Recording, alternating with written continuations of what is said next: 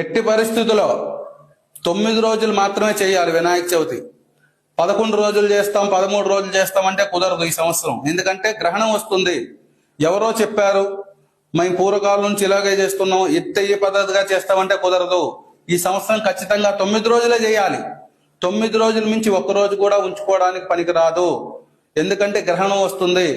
చాలా మంది మేధావులు తెలిసి తెలియని మిణిమిణి జ్ఞానంతో ఎలా పడితే అలాగా మళ్ళీ పాత రోజుల్లాగా 21 రోజులు పెడదాం, గణపతి మండపాన్ని ఆ రోజు తాత్కాలికంగా మూసేద్దాం అని చెప్తున్నారు.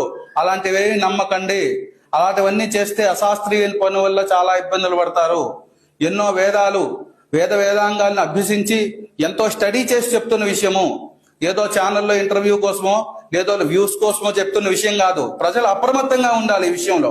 ఎందుకంటే 9 రోజుల మించి మండపంలో గణపతిని కానీ ఉంచినట్లయితే మనకి చాలా అరిష్టం జరుగుతుంది. ఆ గ్రహణ శూల తగిలిందంటే మనందరికీ కూడా చాలా పాపం సంభవిస్తుంది. జాగ్రత్త.